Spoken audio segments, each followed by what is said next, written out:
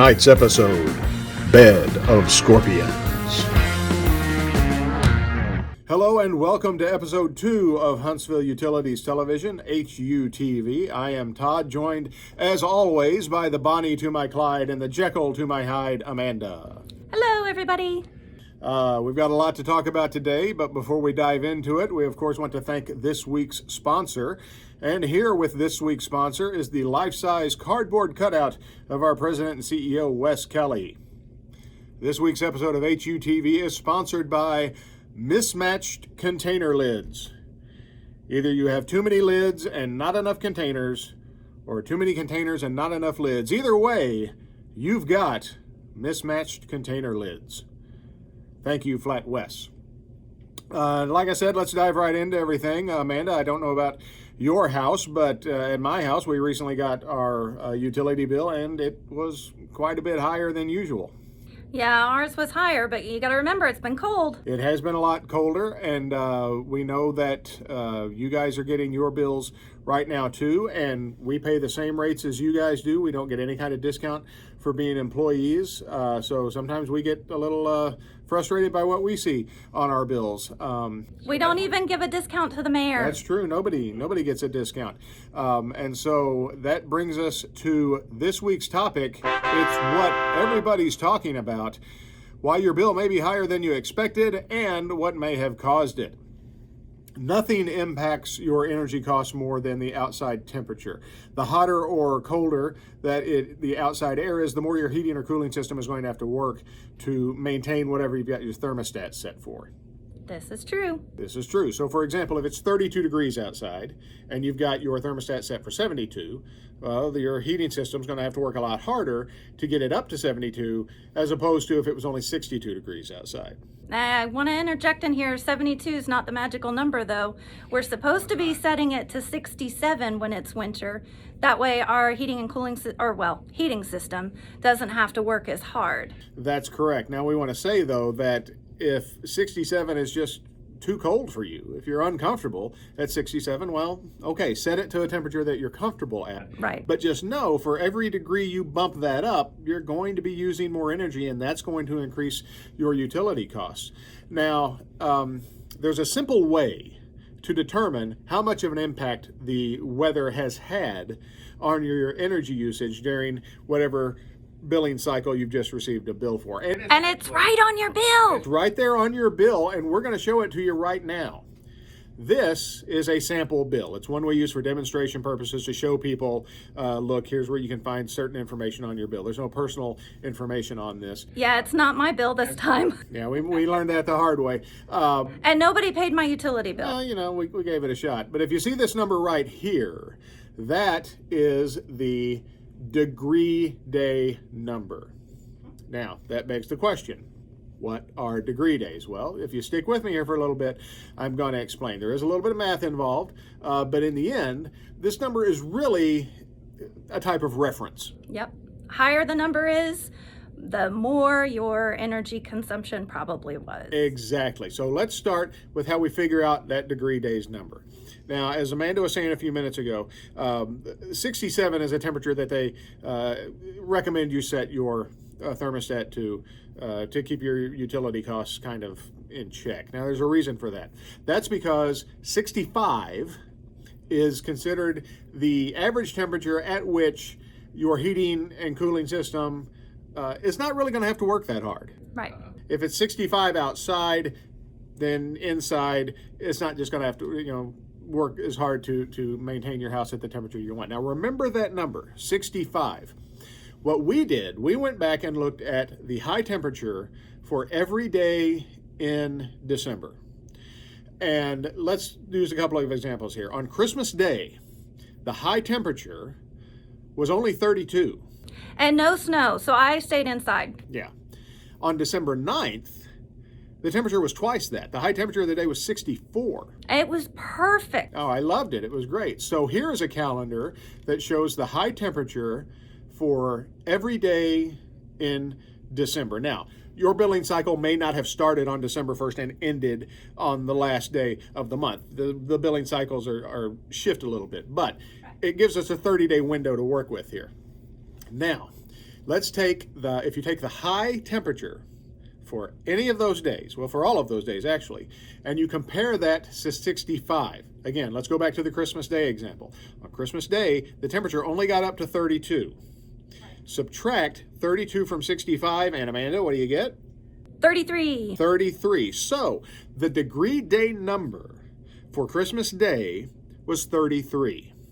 On December 9th, I believe was the other day I referenced, the temperature got all the way up to 64. Right? So subtract 64 from 65, and Amanda? 1. 1 was the degree day for December 9th. Now, you do that for every day in the billing cycle, which in our example is every day in December. And we've done that for you on your specific bill. Yes, and if you look on here, we have a degree day number for every day in this 30-day period. You add up all those degree days, that gives you the final degree day number for your billing cycle, which then goes right here on your bill. Now, here's what's important. This number is not used in any way to figure your energy cost. No, why would we do that? Yeah. It's just a reference tool, like I said before. So if you open up your bill and you're like, whoa, my bill's a lot higher than I expected, the first thing you should do is look at the degree day number. Right. If that number is high, then that's a way of knowing, okay, we had some wild temperature swings. We had the temperature, and not necessarily swings. It could have just stayed really cold for the entire month. Like I said a minute ago, on Christmas Day, it was 32. On December 9th, it was 60. What did I say? 64? Yeah. 64. That was nice. So that it's just a way of telling you, okay, if that number's high, okay, we had some temperatures that were either a lot cooler or a lot warmer than 65 during that billing cycle. Now, we've had a lot of people that have questioned us about our utility, about their utility bills, and we want you to do that. If you have a question about your bill, give us a call. That's right. But right now, what we're hearing a lot is, I didn't do anything different and my bill is higher. Well, if you didn't do anything different with your thermostat, then your bill is gonna be higher because of what Todd said. Todd said it's outside temperature. Right. It's not if you didn't touch your thermostat, well, Mother Nature certainly touched the outside thermostat. Right. And when we went from 32 on one day to 64 on another, well, that's a big difference. On the day when it was 64, your heating system didn't really have to work very hard. On the day when it was 32, yeah, it was working hard and using more energy. And the more energy you use, that's what drives your bill up. You are charged by what you use: gas, water, electricity. That's what's going to drive your costs up. Now, last week, we did some energy tips, and I encourage people to go back and check it out. But one of the main tips that we focused on was that auxiliary switch or the emergency heat setting on your thermostat. Some people use that as a quick way to heat their homes up when they get home. Well, if you leave it in that setting for a long period of time, you're definitely going to see a spike in the amount of energy that you use, and thus higher bill. Right. Emergency heat, sometimes called auxiliary heat, depending on what kind of system you have, that uses a lot more energy. Some systems are set up to automatically kick on if the temperature gets below a certain point, so you need to check that. In other systems, you can turn it on automatically yourself. It's really something you don't want to do unless it's just an absolute. You just have to do it because it uses a lot more energy. Now, if you can't tell on your bill what's making your energy usage go super high, one of the things that you can do is give us a call. We can go through it with you, although right now I will say pretty high call volume. But don't forget that we have energy services, folks, that can really help you understand the energy usage in your particular home. Yeah, it's what they do all day. And in fact, we have an entire department of people that they're here to serve you. They're here to answer your questions. And that brings us to a very important point. We understand that people get frustrated about their energy costs. We get frustrated about them too. Like I said a minute ago, we got to pay that bill as well. And so we know that sometimes, people want to go on social media and they want to vent about that. That's fine. That's your choice. We got thick skins. We're good with that. But here's the thing you got to remember. If you want something to be done about it, you need to contact us. You need to call that number, 256-535-1200. Yep. That's the number to call, and our customer information center will listen to your concerns. They will review your bill with you, set you right on the phone and talk to you about it. If maybe your energy usage needs to be double checked and confirmed, they can arrange for that. It doesn't necessarily mean your bill is going to change. It does mean they are going to look into it and confirm if the settings are right and explain to you, here's why your bill changed. Here's why your energy usage was different for that billing cycle. Yeah. Now, some people aren't comfortable talking on the phone. We get that. That's the way we do things here, is you need to call in.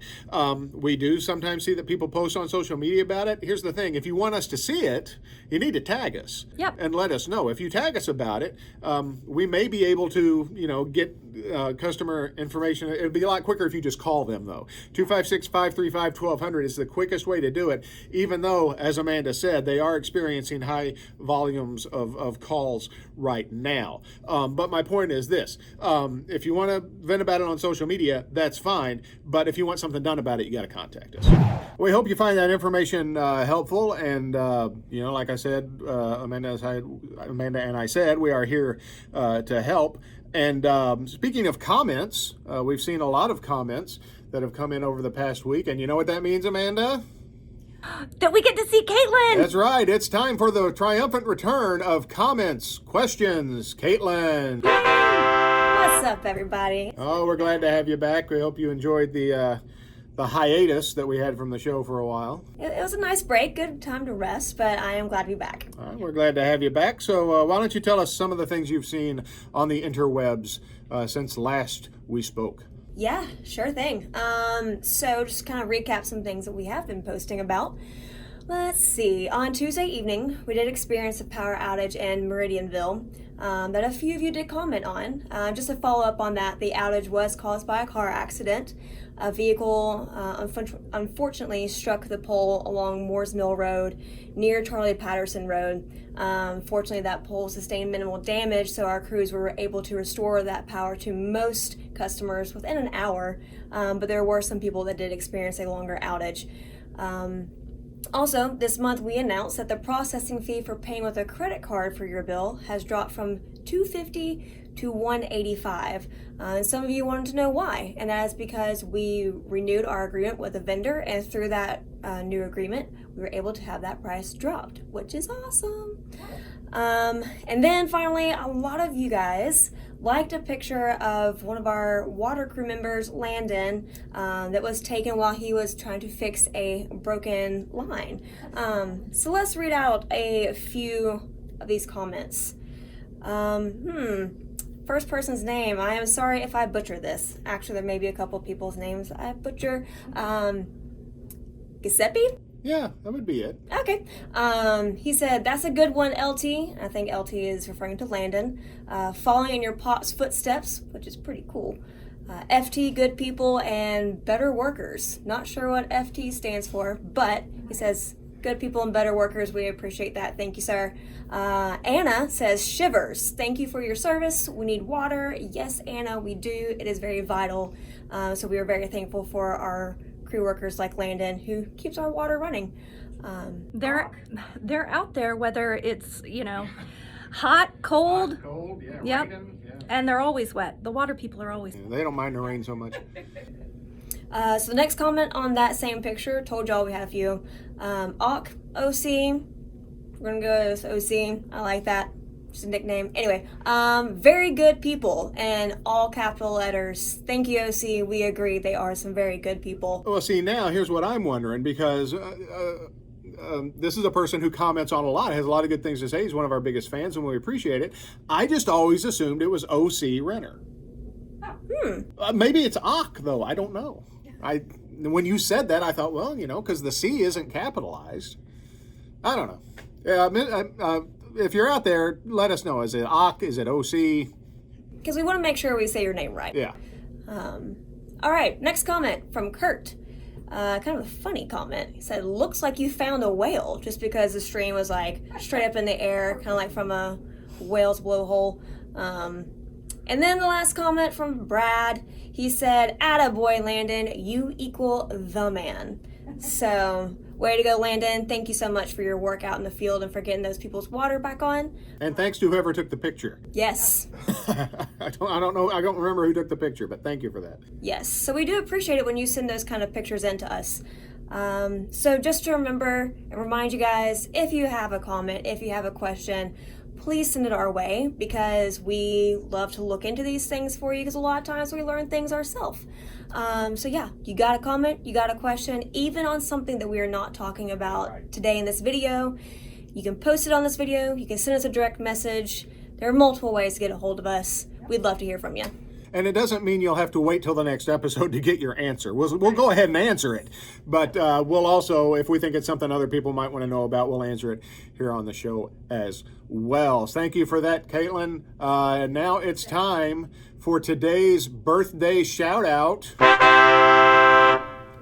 Today's birthday is Dogen Zenji, born on this day in 1200. Dogen was a Japanese Buddhist priest, writer, poet, philosopher, and founder of the Soto school of Zen in Japan. He is known, what? So I'll say that's a lot of hats. That's to a wear. lot. That's a pretty good resume. He is known for his extensive writing, including his most famous work, a collection of 95 essays called the Shobogenzo, which I'm probably not pronouncing correctly. Among the quotes he is known for, "A flower falls even though we love it, and a weed grows even though we do not love it." So happy birthday, Dogen, who actually died in 1253. I looked that up. So a short life, but a life well lived, it certainly sounds like. So thank you for watching. Remember, if you have a question or a comment about your bill, call us at 256-535-1200. We are here to help, but we can't help if you don't call. As a reminder, guests on HUTV receive a copy of the HUTV home game. It's handy for mom, dandy for dad, rinses clean in any dishwasher, and stores flat in any drawer. The HUTV home game. Anybody got anything you want to add? No. Everybody needs to stay warm. Yes, stay warm, although it'll probably be 70 next week, the way the temperature is going. So, until next time, keep sending us your questions and comments. We'll be back next week with another episode. For Amanda, Caitlin, Flat Wes, and all of us at HUTV, thank you for watching. And remember, you can't spell utilities without you.